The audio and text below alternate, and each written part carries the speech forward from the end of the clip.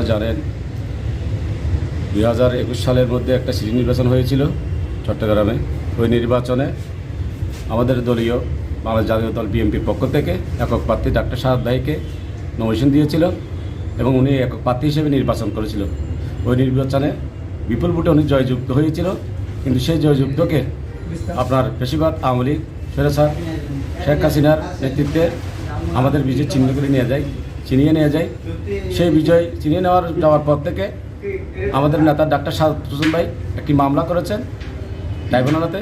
ওই মামলা দীর্ঘ 3.5 বছরের মধ্যে ওনার যেহেতু ক্ষমতা ছিল সেই সময় ওই রায় ঘোষণা করা হয় নাই। রায় যেহেতু দিলে ওনাদের বিপক্ষে যাবে, আমাদের পক্ষে আসবে, সেই কারণে তারা রায় সেদিন দেয় নাই। এখন যেহেতু 5ই আগস্টের পর শেখ হাসিনার বিদায় নেওয়ার পর, স্বৈরাচার পতন হওয়ার পর আমাদের বাংলাদেশে যে অন্তর্বর্তী সরকার রয়েছে ওই সরকার অধীনে আজকে আইনের শাসক প্রতিষ্ঠিত হয়েছে।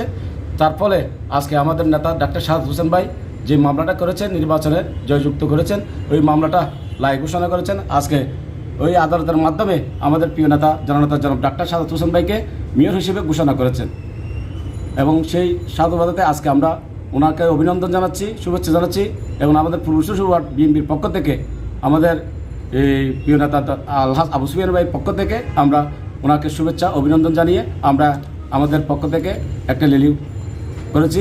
আপনারা দেখেছেন, আনন্দ র্যালি করেছি, আপনারা দেখেছেন। সেই র্যালিতে শত শত মানুষ উপস্থিত হয়েছেন এবং আগামীতে ডাক্তার সাহাদ ভাইয়ের শুভকামনা জানাচ্ছি আমরা, যেহেতু ভবিষ্যতে এই চট্টগ্রাম মেয়র নির্বাচন দায়িত্ব নিয়েছেন, সিটি কর্পোরেশনের 41 ওয়ার্ড রয়েছেন, ওয়ার্ডে যেন কাজ করতে পারে এবং সবাইকে যেন ওনাকে সহযোগিতা করতে পারে সেই আশাবাদ ব্যক্ত করতেছি।